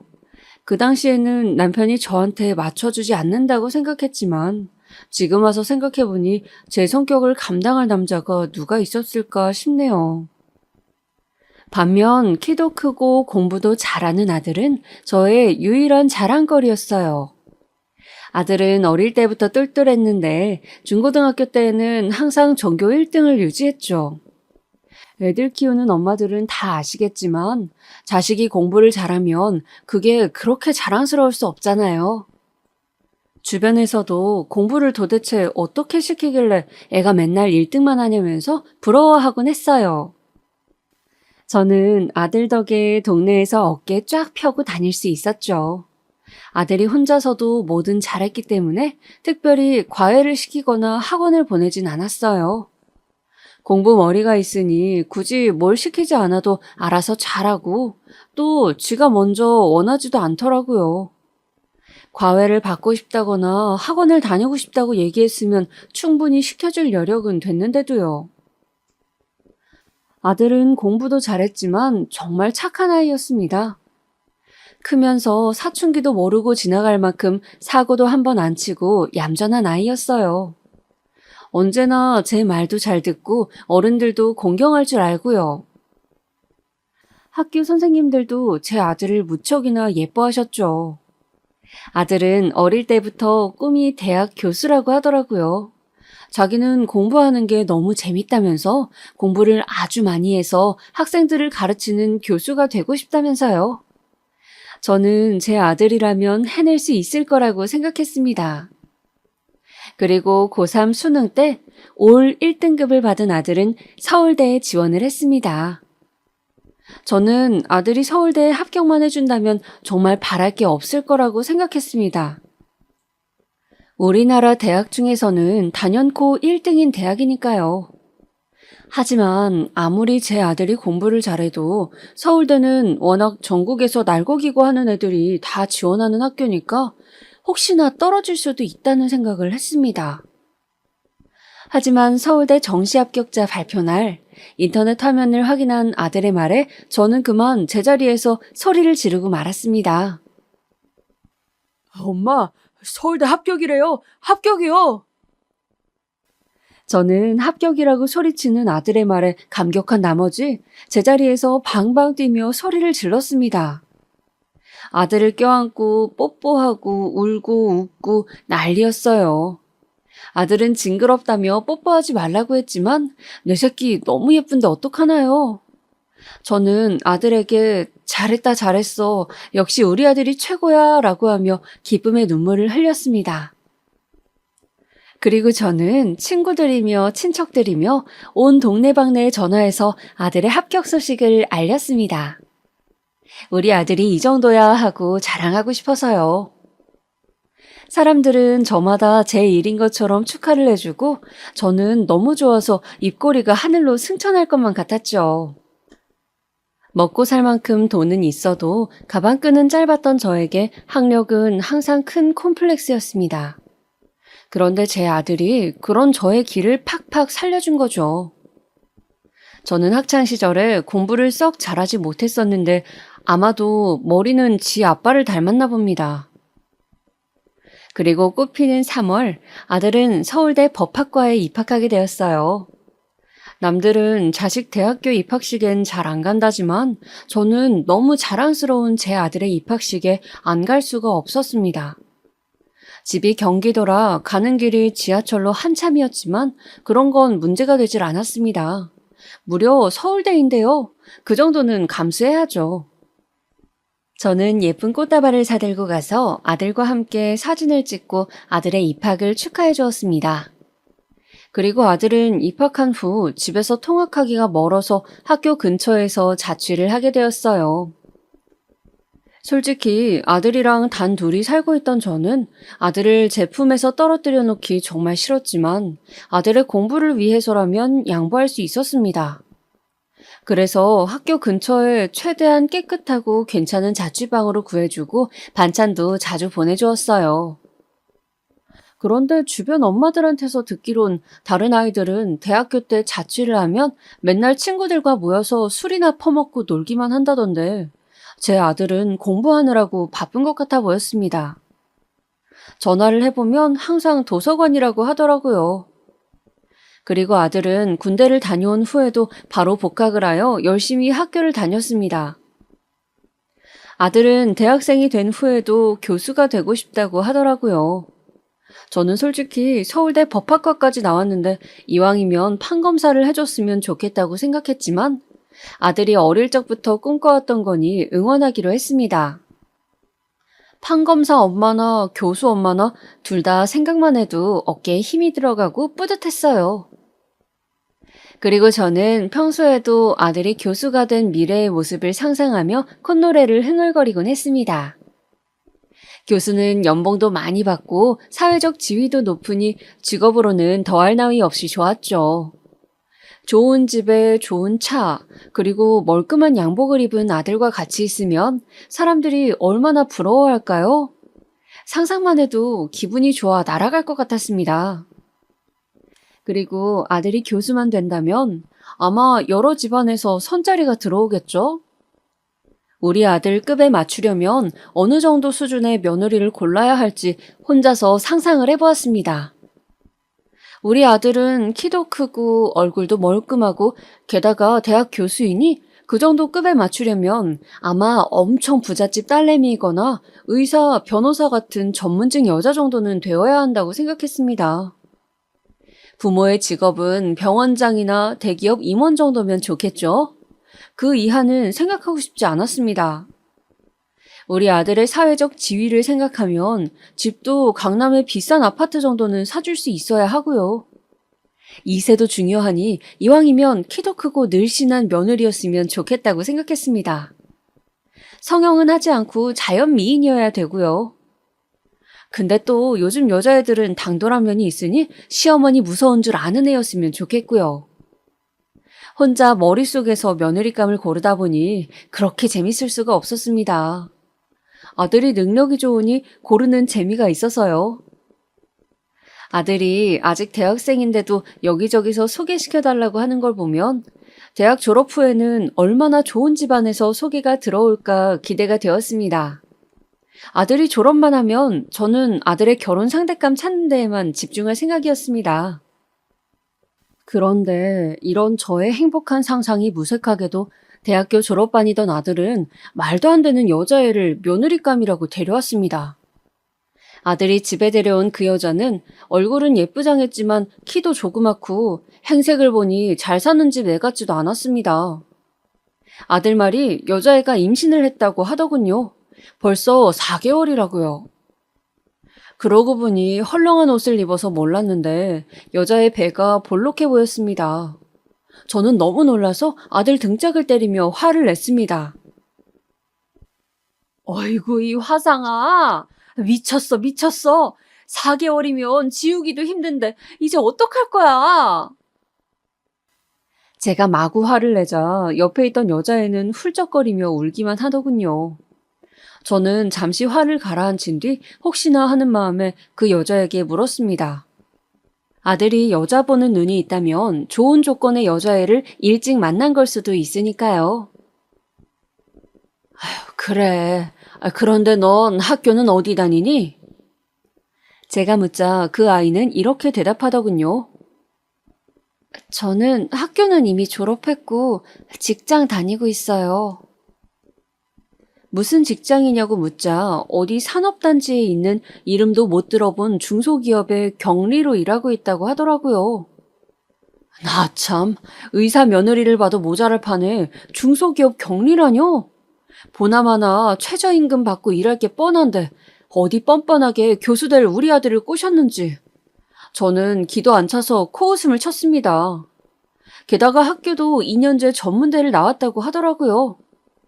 심지어 머리도 나쁜 아이였습니다. 부모님은 뭐 하시냐고 묻자 아빠는 택배 일 하시고 엄마는 전업주부라고 하더라고요. 가지고 있는 재산도 물론 없고요. 저는 정말 화딱지가 나서 뒤집어지는 줄 알았습니다. 병원장급 이하는 생각도 해본 적이 없는데 중산층도 아닌 하층민이라뇨? 어떻게 이럴 수가 있나요? 똑똑한 제 아들이 눈이 삐었을 린 없고 저 요망한 기집애가 제 아들 바지가랑이를 붙잡고 신분 상승하려는 수작임에 틀림없었습니다. 저는 혈압이 올라 뒷목을 잡고 주무르며 그 여자에게 물었습니다. 너 아주 요망한 기집애구나. 어딜 감히 우리 기현이를 넘봐. 아주 어떻게든 애 가져서 교수 3호돼 보려고 발가벗고 우리 기현이한테 달려들었구먼. 안 그래? 제 말에 아들이 버럭 화를 내며 말했어요. 엄마, 그런 거 아니에요. 저 소영이랑 중학교 때부터 친구였고 고등학교 때부터 사귄 거예요. 내가 중학교 때 같은 반에 친한 여자애 있다고 말한 거 기억 안 나요? 짝꿍이었는데 공부도 도와주고 했다고요. 걔가 소영이에요, 엄마. 제발 함부로 말하지 말아주세요. 저는 아들의 말에 기가 막히고 코가 막혔습니다. 고등학교 때부터 사귀었다뇨? 공부만 하는 줄 알았던 우리 아들이 고등학교 때부터 여자애한테 놀아났다니 정말 믿을 수가 없었습니다. 저 소영이라는 애가 어릴 때부터 아주 발랑 까져서 우리 기현이를 꼬신 게 분명했습니다. 애가 얼마나 야갔으면 친구들은 공부만 열심히 하는 그 나이에 어쩜 남자애를 꼬실 생각을 했을까요? 그것도 나중에 시집 갈 것까지 생각해서 공부 제일 잘하는 우리 기현이로 딱 골라서요. 저는 정말 화가 나서 이 상황을 받아들일 수가 없었습니다. 그리고 그날은 머릿속이 정리되지 않아서 일단 애들을 돌려보냈습니다. 그리고 이후 한 달여 남짓 끊임없이 아들을 설득해보고 그 소영이라는 아이한테 전화해서 몇 번씩이나 협박도 해보고 회유도 해봤지만 소용이 없었습니다. 그쪽 부모 연락처까지 받아 내 아들 미래 망쳐야겠냐고 사정사정 해봤지만 자기 딸 인생은 어떻게 책임질 거냐면서 적반하장하더군요. 어떻게든 결혼을 말리고 싶었지만 이미 뱃속에 아기는 점점 커지고 있었고 아들이 여기저기 얘기하고 다니는 통에 아들이 여자를 임신시켰다는 소문이 벌써 다 나버렸습니다. 만약 결혼을 시키지 않는다면 여자애 임신시키고 버렸다는 얘기가 돌게 뻔했기 때문에 장차 교수가 될 우리 아들 명성이 흠집내는 건 죽어도 싫었던 저는 어쩔 수 없이 결혼을 허락하게 되었습니다. 그리고 얼마 후 아들과 며느리는 저희 집으로 들어왔습니다. 아들이 아직 학생이고 교수가 되려면 석사, 박사까지 공부를 해야 하기 때문에 생활비를 벌 수가 없었거든요. 그래서 아들이 교수가 되기 전까지는 여기서 같이 살기로 했습니다. 그리고 결혼식도 안 하고 혼인신고만 한 채 두 아이는 결혼 생활을 시작했어요. 아들은 그 기집애와 같이 살게 되자 저하고 살 때에는 보인 적 없던 행복한 표정을 자주 짓더군요. 그리고 아들이 틈틈이 과외 아르바이트를 하면서 모은 돈으로 저 기집애 주겠다고 과일이나 간식을 사오는 날이면 그렇게 꼴보기 싫을 수가 없었습니다. 저한테만 잘하던 아들이었는데 아들을 뺏긴 괘씸한 기분이었어요. 며느리는 몸이 약한지 임신하고 나서 몇 번 쓰러질 뻔하여 회사를 그만두고 집에만 있었습니다. 돈이 없어서 혼수도 못 해온 주제에 일도 안 다니다니 정말 얄미웠어요. 아주 그냥 지 몸 편하게 살겠다고 작정한 게 이렇게 티가 나는 거죠. 가진 것도 없는 주제에 교수 마누라 되려면 힘들어도 버텨야지 결혼하자마자 홀라당 눌러앉아버리는 꼬라지가 아주 가관이었습니다. 더군다나 하루 종일 며느리와 둘만 있으니 정말 우라통이 치밀어 미칠 것 같더군요. 뒷단에는 집안일도 돕는다고 하는데 제 성에는 전혀 차지 않았습니다. 배만 불러가지고는 두뇌 빠져서 뭐 하나 빠릿빠릿하게 하는 것도 없었어요. 무슨 젊은 애가 청소기 하나 돌리면서 1분 돌리고 쉬고 1분 돌리고 한숨 쉬고 하는지. 지 말로는 몸이 무거워서 허리도 아프고 힘들다는데 누군 뭐 애 안 낳아봤나요? 옛날에는 애 낳고 밭일도 했다는데 고작 뱃속에 조그만 거 하나 넣고 다니면서 별 유난이다 싶었습니다. 그런데 어느 날 며느리가 부엌에서 설거지를 하고 있었는데 갑자기 쨍그랑 하는 소리가 들리더라고요. 급하게 부엌에 가보니 그릇 하나가 바닥에 깨져 있었고 며느리는 고무장갑 낀 손으로 당황하고 있었습니다. 야, 이년아, 너 이 그릇이 얼마짜린 줄 알아? 이거 아주 배운 거 없는 년이네? 설거지도 하나 제대로 못하니 넌. 어머니 죄송해요. 설거지하는데 순간 현기증이 나서 그만. 변명 같지도 않은 변명에 제가 노려보자 급하게 고무장갑을 벗고 깨진 그릇을 치우더라고요. 둔한 몸으로 뒤뚱거리면서 쪼그려 앉아 그릇을 치우는 며느리를 보니 한심해서 아이고 내 팔자야 하는 소리가 절로 나왔습니다. 그릇을 치우다가 깨진 조각에 찔렸는지 며느리의 손가락에 핏방울이 맺힌 걸 보았지만 아무 감정도 들지 않았습니다. 저는 조심성도 없는 멍청한 년이라고 중얼거리면서 부엌을 빠져나왔어요. 그리고 거실로 나온 저는 아까 보던 드라마를 마저 보았습니다. 드라마에서는 귀티나는 재벌집 며느리가 시어머니에게 애교도 떨고 같이 백화점에 명품 쇼핑도 가는 내용이 나오고 있었어요. 저는 그걸 보면서 한숨을 푹푹 내쉬었습니다. 내가 바로 저 드라마 속 시어머니가 되었어야 하는데 어쩌다 저런 년을 며느리로 맞아서 이렇게 살고 있는지 정말 억울했어요. 저는 당연히 부잣집 며느리를 얻을 줄 알고 나중에 며느리가 사주는 명품백에 모피코트도 얻어 입을 생각에 들떠 있었는데 명품과는커녕 시장 바구니나 어울리는 저런 년이 제 며느리라뇨. 정말 남들이 누구나 부러워할 만한 완벽한 아들을 키워냈는데 전현이 거기에 먹칠을 하고 말았습니다. 정말 뱃속에 애만 아니었으면 절대 죽었다 깨어나도 우리 아들하고는 엮일 수가 없는 년이었는데 말이죠. 저놈의 며느리는 집안일을 할 때에도 제 속을 뒤집었지만 무엇보다도 화가 날 때는 바로 며느리 때문에 주변 지인들의 안쓰러운 눈초리를 느낄 때였습니다. 하루는 친구한테서 전화가 왔는데 아들은 학교 잘 다니냐며 묻더라고요. 아유, 정말 부럽다, 얘. 기현이는 졸업하면 여자가 줄을 설 거 아니야? 며느리 잘 골라야겠다, 너. 아들은 결혼식도 하지 않았고, 저도 굳이 알리고 싶지 않아서 제 아들이 결혼한 것을 주변 사람들이 잘 모르던 상태였거든요. 그래서 친구가 저런 이야기를 하더라고요. 저는 한숨을 쉬며 친구에게 말했습니다. 고르긴 뭘 골라. 어휴, 죽 써서 개 줬는데 뭐. 저는 거실에서 통화하는 제 목소리를 며느리가 듣던 말던 신경도 쓰지 않고 얘기했습니다. 친구가 무슨 말이냐며 묻자 저는 아들이 혼전 임신으로 결혼하고 며느리와 같이 살고 있는 이야기를 해줬습니다. 그러자 친구의 반응이 찜찜하더군요. 아, 그래? 뭐 착하기만 하면 됐지 뭐. 아쉽겠다, 야. 친구의 말투에서 저를 비웃고 안타깝게 생각하는 게 느껴지더라고요. 제가 느끼기에는 그렇게 아들 자랑하더니 겨우 그런 며느리 들인 거야? 에휴, 기껏 키워놓으면 뭐하니 한심하다 라고 하는 것처럼 들렸어요. 저는 항상 남의 부러움만 사던 사람이었는데 동정과 비웃음의 대상이 되자 정말 그 역겨운 기분을 참을 수 없었습니다. 저는 친구와 전화를 끊은 후 휴대폰을 바닥에 확 집어 던졌습니다. 그리고선 쭈그려 앉아 방바닥을 닦고 있던 며느리에게 가서 험한 말을 쏟아부었어요. 너 때문에 우리 기현이 인생도 망치고 내 인생도 망쳤어. 돌려내 이 못된 년아. 내가 너 같은 년 들이자고 우리 기현이 그렇게 똑똑하게 키운 줄 알아?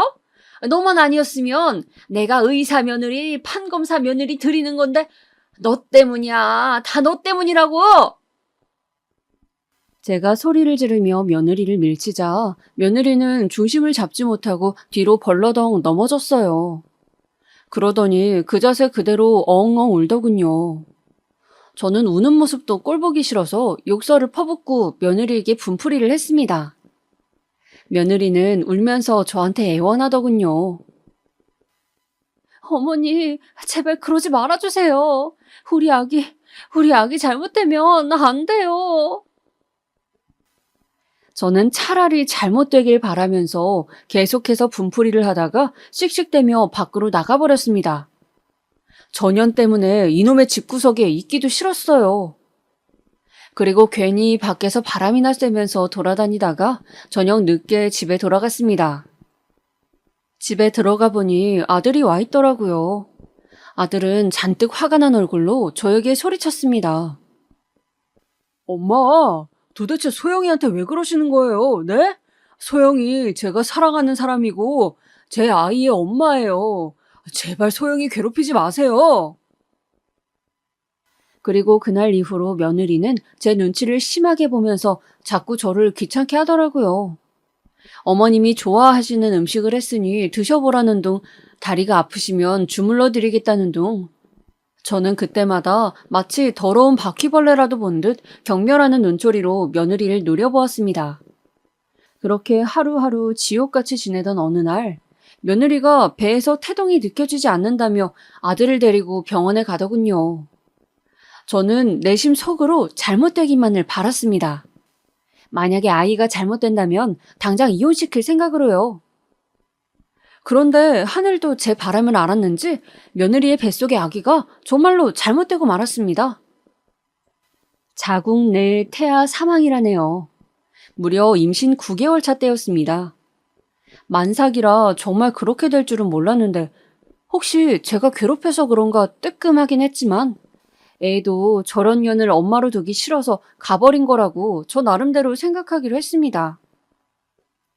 그리고 그 후 병원에서 사산된 아기를 유도분만한 후 집으로 돌아온 며느리는 말도 안 하고 먹지도 않고 방에만 누워있더군요. 아들도 아이를 잃은 슬픔에 잠겨 하루하루를 눈물로 보냈습니다.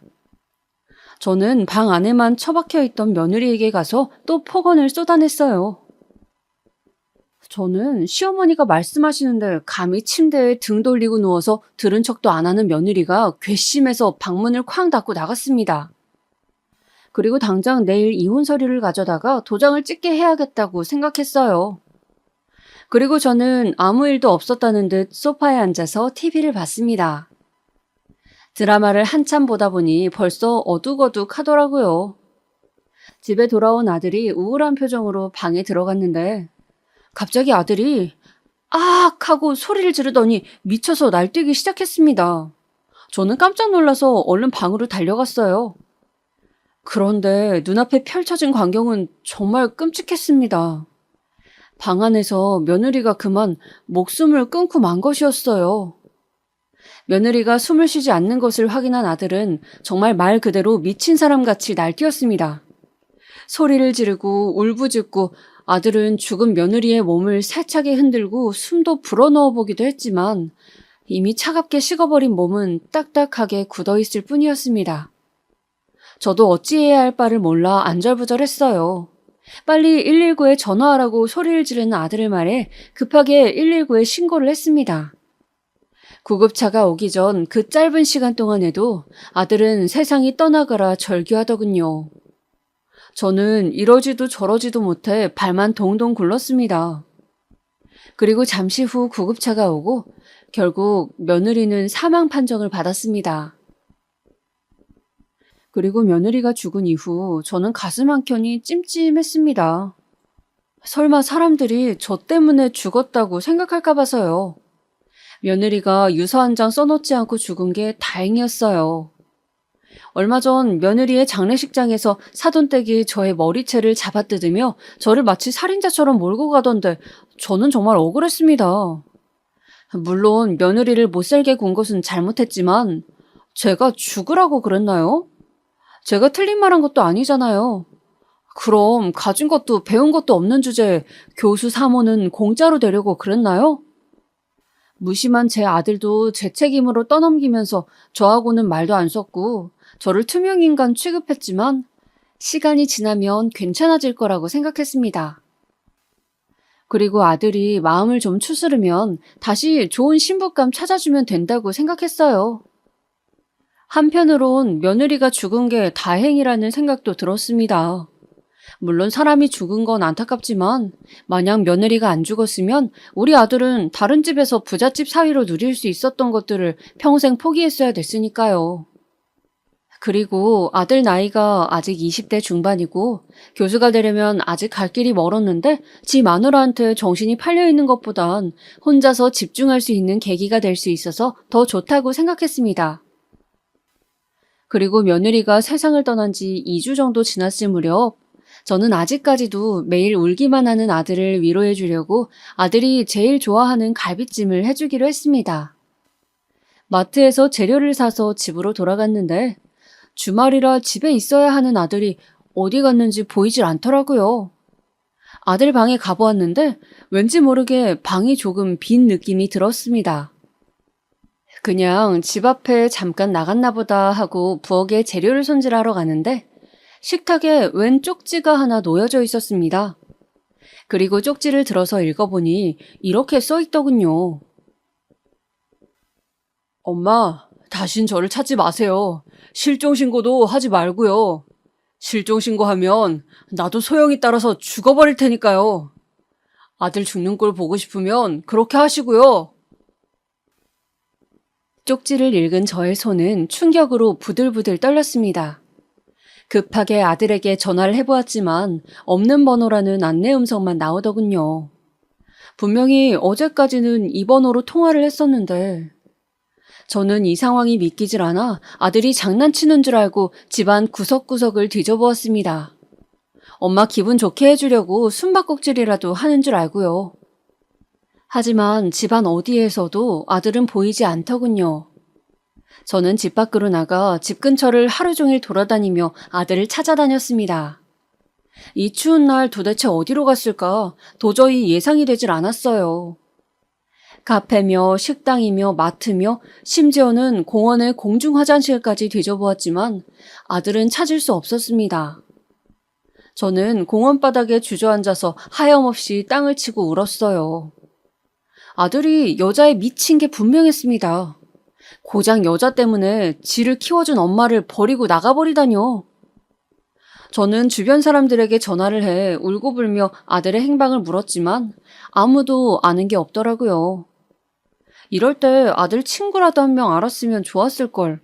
아들 공부에만 신경 쓴다고 아들 친구는 누가 있는지도 몰랐던 게 후회되었습니다. 정말 간절한 마음에 이혼한 지 20년 만에 전 남편에게도 연락해보았지만 자기는 모른다며 매정하게 끊어버리더군요. 네, 그럴 줄 알았다면서 비아냥거리기만 하고요. 저는 당장 경찰서에 달려가 실종신고라도 해서 찾고 싶었지만 실종신고하면 죽어버리겠다는 아들의 말이 정말 진심인 것 같아서 차마 신고할 수가 없었습니다. 저에게는 오직 아들 하나뿐인데 아들이 죽어버리면 저는 살 수가 없으니까요. 아들이 없는 삶은 상상할 수 없었습니다. 아들은 저에게 희망이고 자랑이고 제 미래였어요. 그리고 저는 그날 이후로 매일매일 아들을 찾아다녔습니다. 그날 이후로 저는 정상적인 생활도 거의 포기한 채 아들을 찾는 데에만 시간을 쏟았습니다. 아들이 작정하고 숨어버리니 찾는 게 생각보다 어렵더라고요. 저는 혹시나 아들이 돌아올까봐 아들 방을 매일매일 깨끗하게 청소했습니다. 그리고 아들 방에 걸려있는 사진을 보고 매일매일 울었습니다. 서울대 입학식 때 찍었던 그 사진이요. 저 때는 저렇게 환하게 미소 짓고 있었는데 아들이 떠나기 전에 매일 짓고 있던 그 우울한 표정을 잊을 수가 없었습니다. 아들을 그리워하는 마음이 커질수록 죽은 며느리를 원망하는 마음도 함께 커졌어요. 저는 듣지도 못하는 며느리를 향해서 원망의 말을 내뱉었습니다. 아이고 이년아, 네가 교수 사모 못 될 것 같으니 그 못된 심보에 내 아들까지 데려가냐? 이 죽이려나? 내 아들 어디에 숨겨놨어? 어디에 숨겨놨냐고. 죽은 며느리를 향해 아무리 애원을 해봐도 아들은 나타나지 않았습니다. 항상 아들 자랑에 당당하게 어깨를 펴고 다니던 저는 어느새 푸석푸석하고 수척해진 몰골이 되어 있었어요. 그리고 시간이 지나자 주변 사람들도 제가 전화해서 아들 행방을 묻는 것을 굉장히 귀찮아하더라고요. 대놓고 그렇게 말한 것은 아니지만 그렇게 느껴졌습니다. 아직도 찾아? 아니, 난 모른다니까 그러네. 그 똑부러지는 애가 어디 가서 지 알아서 잘 살고 있겠지. 이 정도 찾았으면 그만 포기해. 기다리면 오겠지. 라고 하면서 아들을 찾는 걸 포기하라는 사람도 있었고, 저 때문에 아들이 그렇게 된 거라며 제 탓을 하는 사람도 있었습니다. 아니, 기현 엄마, 툭 까놓고 얘기해서 며느리가 기현 엄마 때문에 죽은 건 맞잖아. 안 그래? 지 마누라가 엄마 때문에 죽었는데 엄마랑 한 지붕에서 살 수 있겠어? 기현이 마음도 생각해줘야지. 근데 설마 뱃속 애도 자기 때문에 죽은 건 아니지?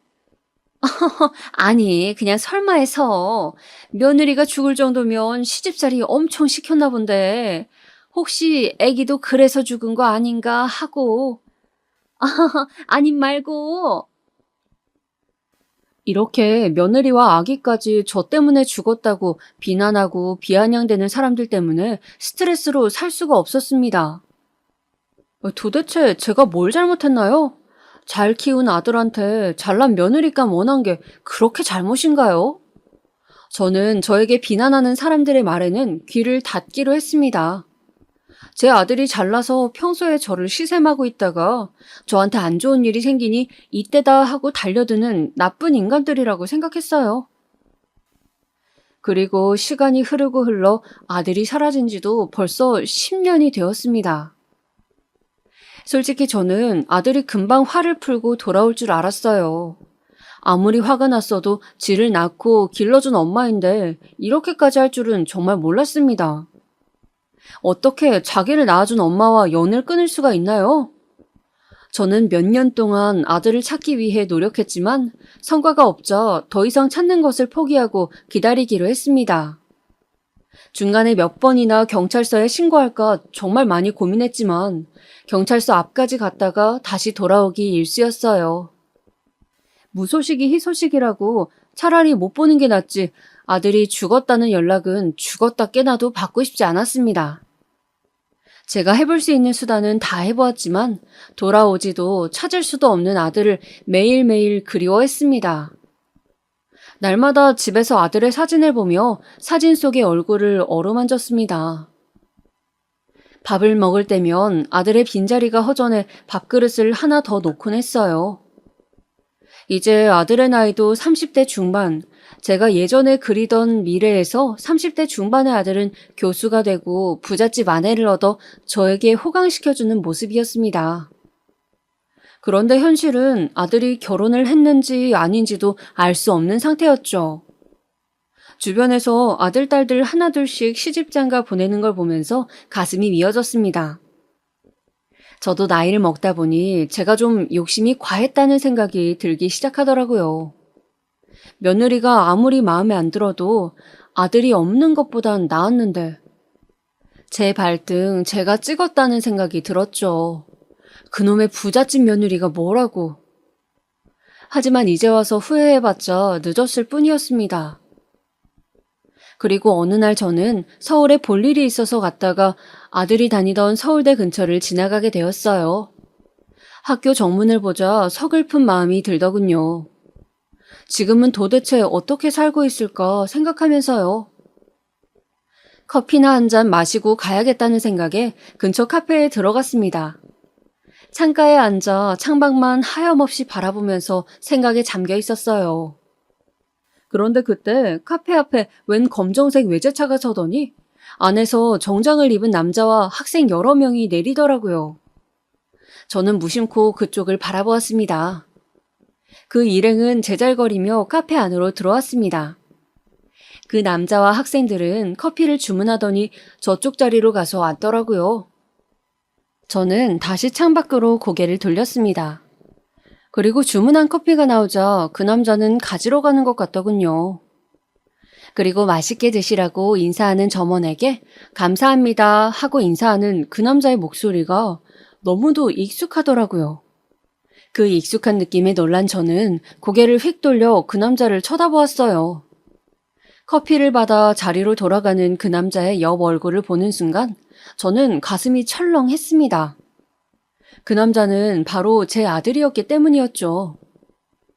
10년 만에 본 아들이었지만 그것도 옆모습뿐이었지만 제 아들임을 한눈에 알아볼 수 있었습니다.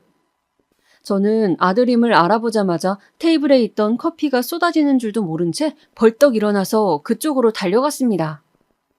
가까이 가자 커피를 받은 학생들이 제 아들에게 감사합니다 교수님 하고 인사하더라고요.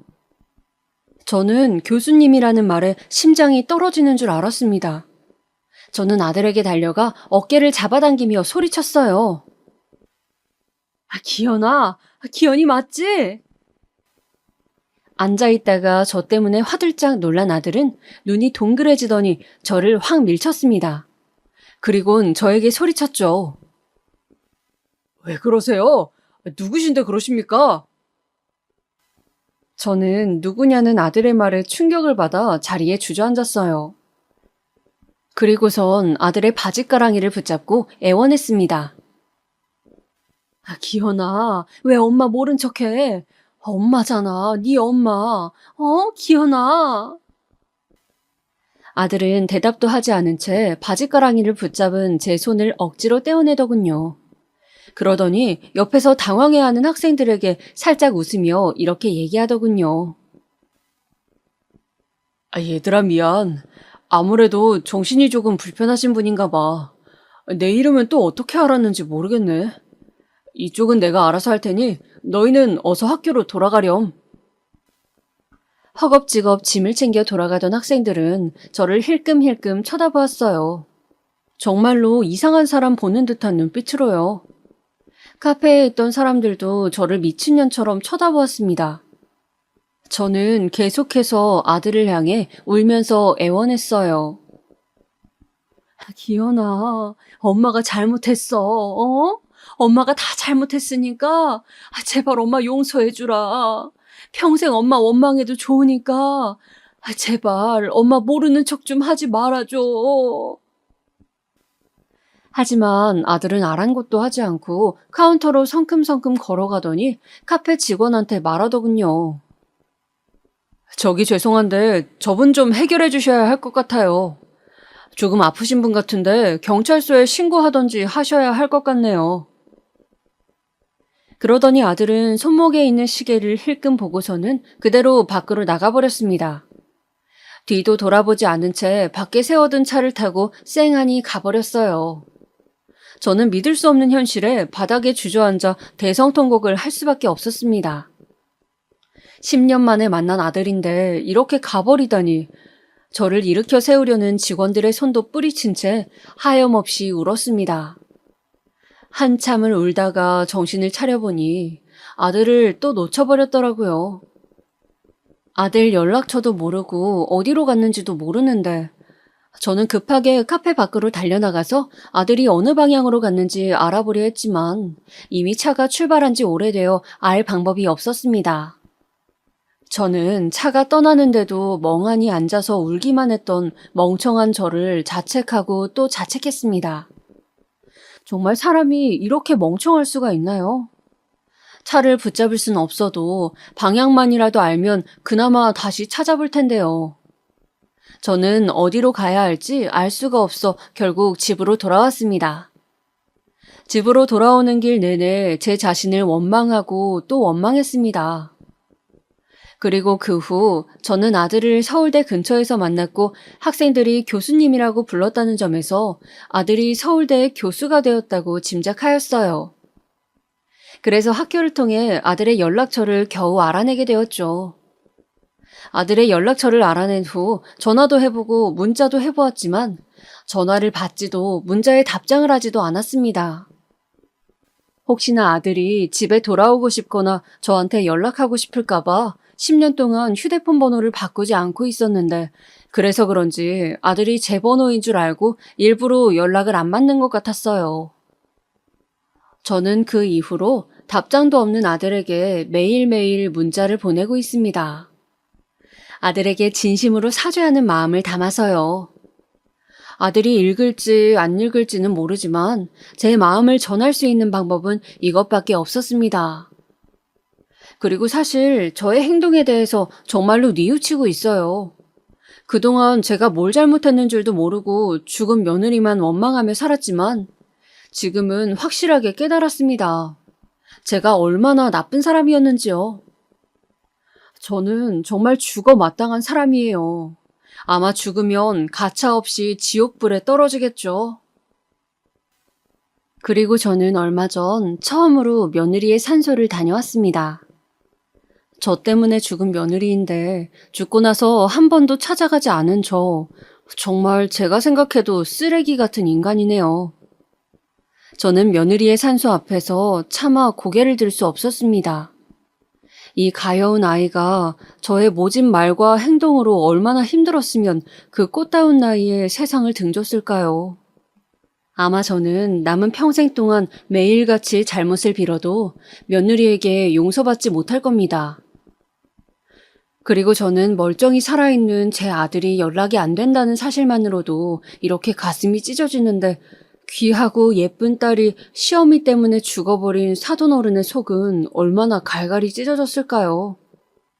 딸을 잃은 슬픔에 지금도 가슴 아파할 사돈어른들에게도 너무 죄송해서 땅속으로 숨고 싶은 마음이었습니다. 이런 제 자신이 너무나도 역겨워 견딜 수가 없었어요. 하지만 이런 저도 노력하면 선해질 수 있을까요? 죽어서 천벌을 받아도 상관없지만 남은 여생은 남들에게 피해주지 않고 착하게 살고 싶습니다. 그런다고 해서 아들과 며느리에게 용서를 받을 수는 없겠지만요. 제가 제 자신을 견디기 위해서라도 반성하고 또 반성하며 살도록 노력할 겁니다. 이제는 교수 아들이고 부잣집 며느리고 다 필요 없습니다. 그저 아들이 제 마음을 알아주고 제 문자에 답장 하나 해주는 것, 그게 저의 유일한 소망입니다. 그게 얼마나 걸릴지, 어쩌면 평생 이루어지지 않을 소망인지도 모르지만요. 제가 죽는 날까지 아들이 끝끝내 저를 받아주지 않더라도 제가 지은 죄이니 그 대가는 달게 받겠습니다. 가슴이 터질 듯 아프지만 죄인이 슬퍼할 자격이나 있나요? 이렇게 사연을 써보니 제가 얼마나 못된 삶을 살았는지 다시 한번 뼈저리게 느껴지네요. 오늘도 한 번 더 반성하고 또 반성하면서 이만 글을 마치도록 하겠습니다. 제 얘기 들어주셔서 너무 감사하고 여러분의 앞날에 축복이 가득하길 기원합니다.